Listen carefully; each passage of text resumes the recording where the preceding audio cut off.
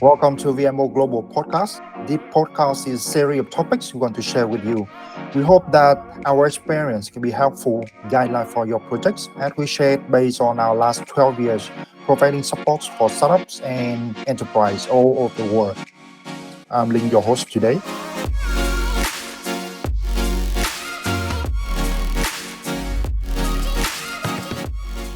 So the first topic we are going to have today is about the initiation phase of a startup.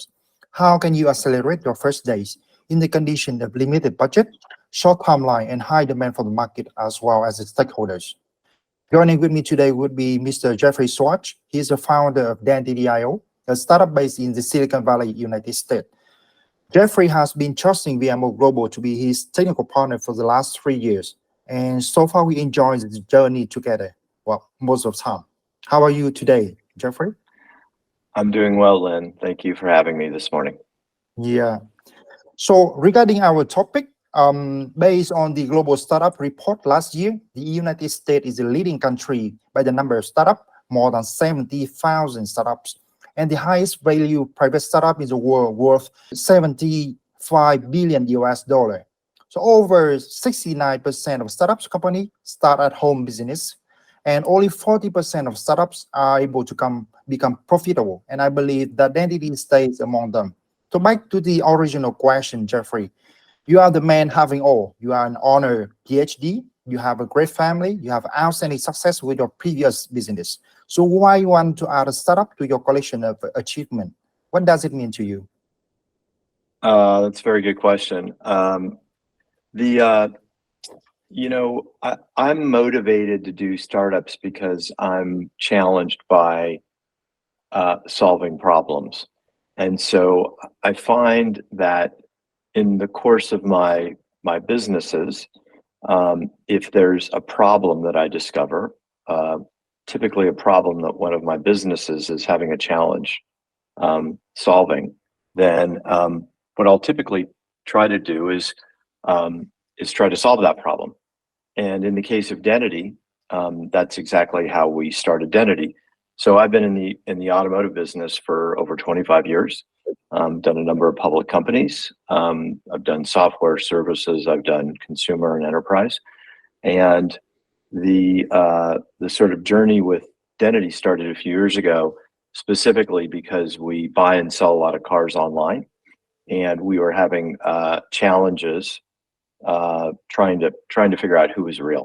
There wasn't a free, easy to use bank level KYC app, and I figured, well, we need it for our business, so let's build it. And so we, with the help of VMO, who literally has been here since the first line of code, almost 3 years ago, with the help of VMO, we started trying to solve that problem. So my startup journeys typically involve trying to solve a problem or a challenge, or improve a process in a business that I typically am involved in. And so far, I believe that Dentity achieved something. You achieved a big milestone. You are backed by one of the greatest VC in the United States. You evolve a lot of huge events in the United States and also all over the world. So let's back to your first day. So what was your biggest challenge at the beginning? Well, the challenge typically that I find with startups is that most startups don't starve, they drown. And by that, I mean that there's so much opportunity, Lynn, and oftentimes the market opportunity is so big that it's a challenge and a struggle to choose which part of the problem you're going to solve, right? It's like eating an elephant, right? You can't eat an elephant in one bite, right? You have to eat an elephant one bite at a time. And it's the same way with startups. You got to solve one little problem and then try to solve another little problem. And so the success we've had, I think, in part is a result of over the last 2.5 or 3 years solving lots of little problems, Lynn, and then lots of little problems turn into, bigger solutions and bigger opportunities. So that's kind of what we focused on, which is, we have this really big vision for, identity, and this big vision to make the internet a safer place, and this big vision that everybody in the world should have a right to own their own digital identity, rather than the big tech companies and the big social media giants. And that's a big idea, right? And how do you, where do you start? How do you attack that problem? And we're a small team. There's 20 of us. We have limited capital, and so we're just focused on solving very small, defined problems right now. I do agree with you, Jeffrey. Actually, running out of cash accounts for like 29% of the reason why startups fail. And I believe when we start with a reasonable scope of work, right? We have a long discussion regarding that, how to reduce the scope of work, how to deliver the project, to reduce the time to market as much as possible, so that you can have something to show to the stakeholder, right? Right. One other thing that you mentioned is about the team member you're going to have. With the statistics, it accounts for 23% of the reason why startups fail. So what do you think is the key matters when you pick your team? Well, that's a very good question. We chose our development team, and VMO specifically, because they had, obviously excellent technical expertise, great recommendations, a track record of delivering projects on time and on budget. And, Lynn, if you recall several years ago, you said, well, you have to have a program manager, project manager, and you have to have a BA, a business analyst. And I was like, well, why do we need all these people? I'm just used to just hiring developers and engineers, right? And you basically told me to trust the process, that you guys had a system and a method. And today we have, I think, 15 or 16 team members from VMO. We probably started with 4 or 5. And the most valuable members of our team today are, our project manager, our business analyst, our product owners, people like that really keep the project running and moving forward. And so as it relates to sort of the technical team, that would be my answer. As it relates to the non-technical team, as a small startup, you don't have the luxury of hiring, a head of product marketing, a head of consumer marketing, in many cases, a CTO and a financial person and all that stuff. So you kind of have to hire people that are comfortable and capable of doing many jobs, and working very long hours. And the hours that we work, we're up at 3 a.m. and work usually with your team until about 8 or 9 at night. So what I would say is the nature of startups today, Lynn, is that you need people with a lot of diverse skills who can multitask. You need people with very high energy and a lot of stamina, because this is it's a lot of work, even for the younger people, and I'm not young any longer. But those are the things that I think about. I think you need to have a very capable technical team with good project management and business analysts, and then you need to have a team of people when you're at the startup phase that can do a lot of different jobs, and they have a lot of energy and a lot of stamina and a lot of curiosity too, a lot of intellectual curiosity, because we're doing something that's entirely new, and so it's not really like there's a roadmap to follow.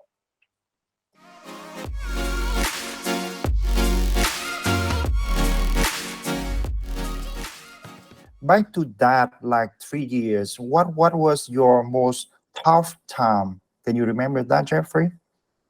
Yeah, there's this period where you're funding the business, you're bootstrapping, you're funding the business yourself.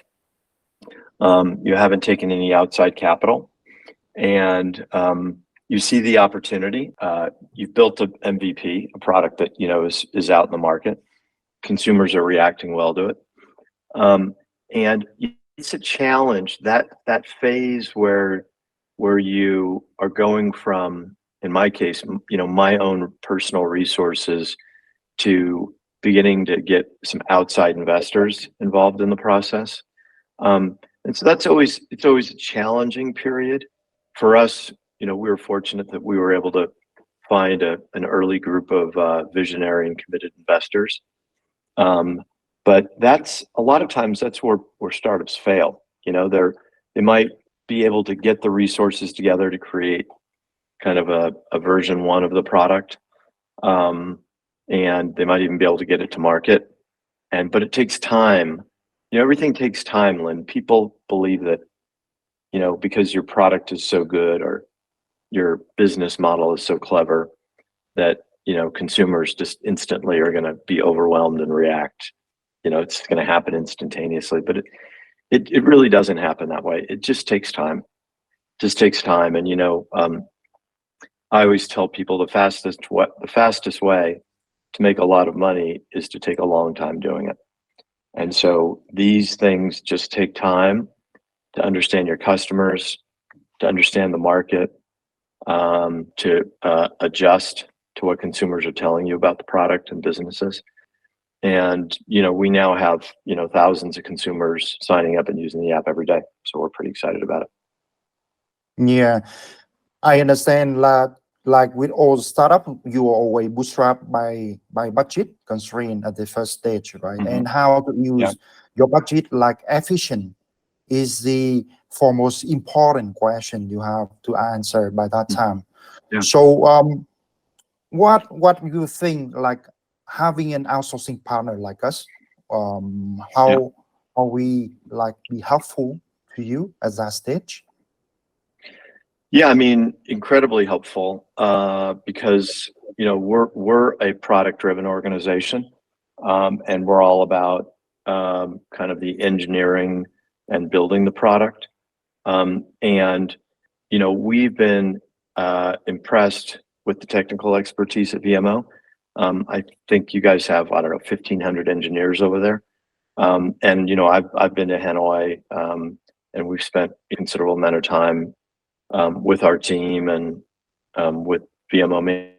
It's a very impressive organization, and to see kind of your list of clients, has been incredibly helpful to us.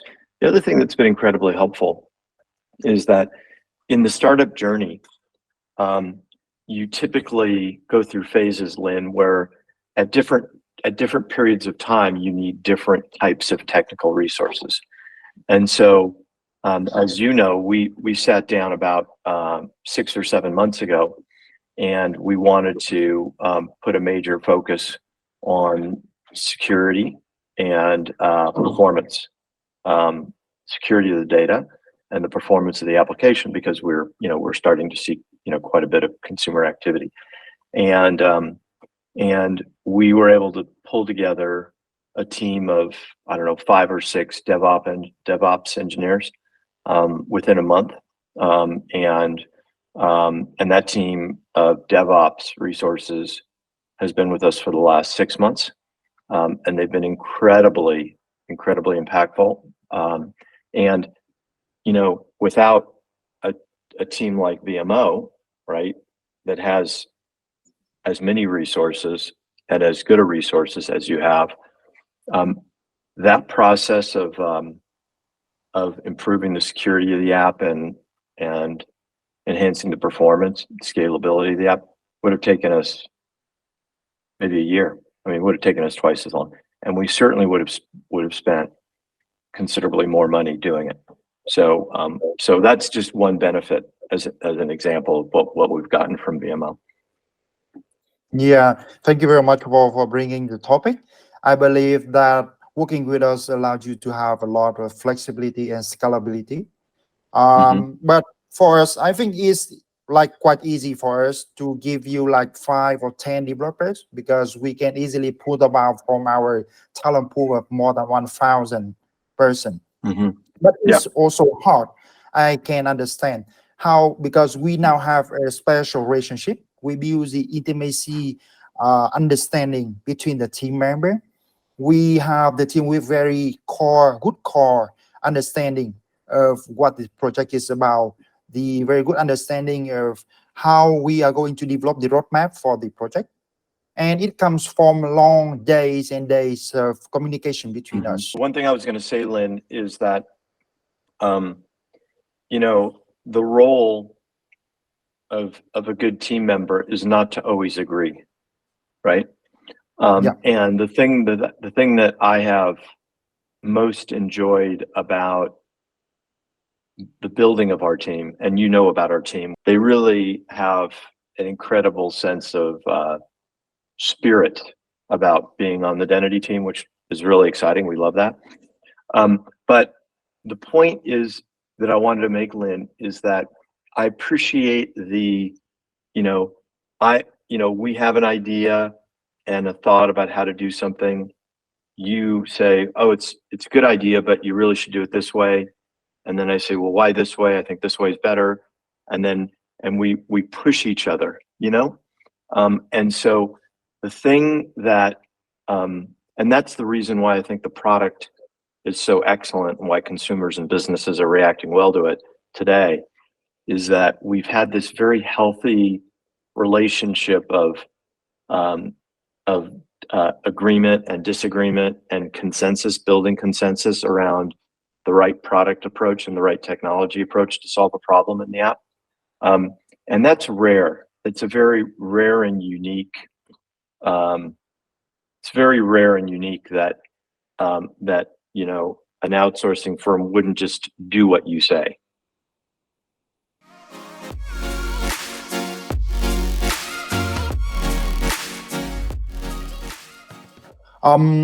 If you have to give, like, we would love to connect our startups and our partners, and we would love to know, like, if you give like 3 advice to the other startups, and they are dealing with the same situation like you. Yeah. What would it be like for the most 3 important advice? Well, I've got a lot of advice, but people usually don't listen to me, Lynn. But in this case, I'll give you my advice.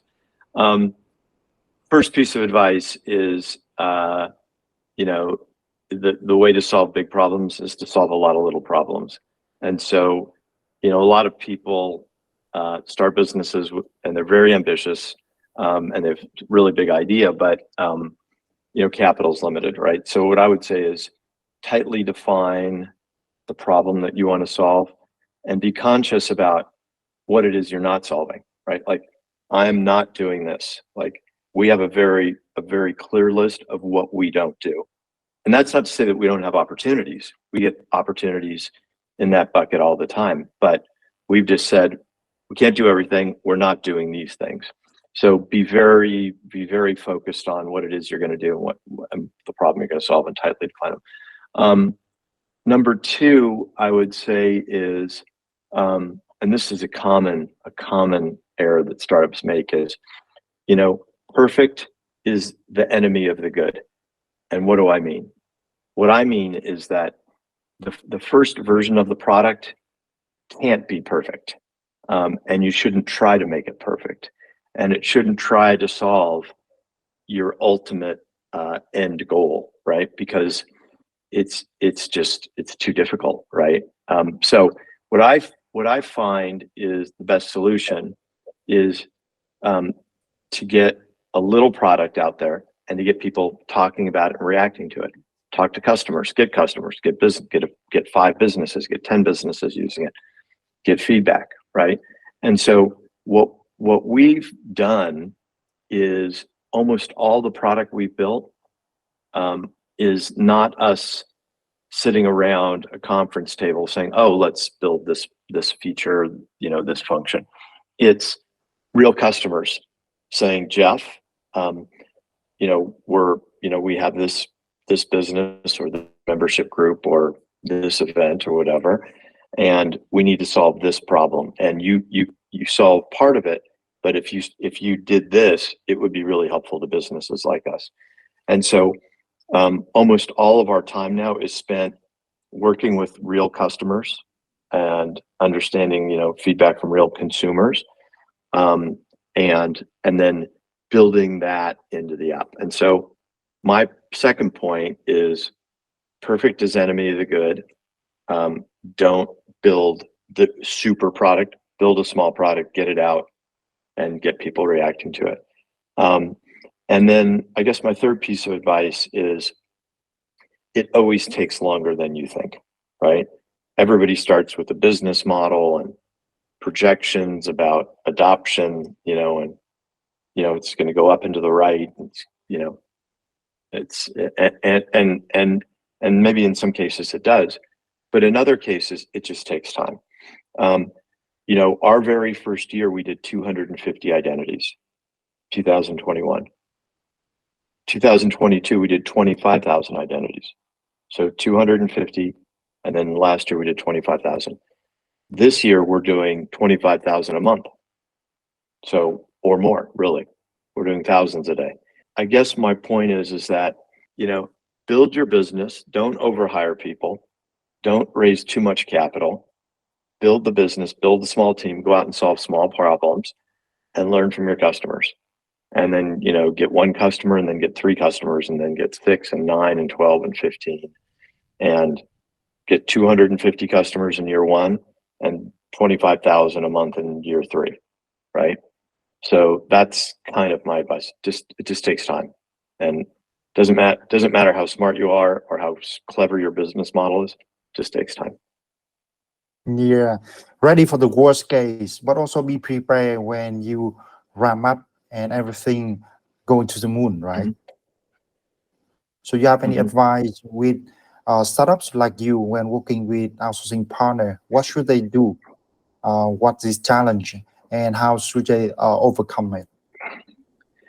Well, the first point, pick the right partner, right? Because there's a lot of outsourcing firms, and it's not easy to pick the right partner. We got lucky in finding VMO.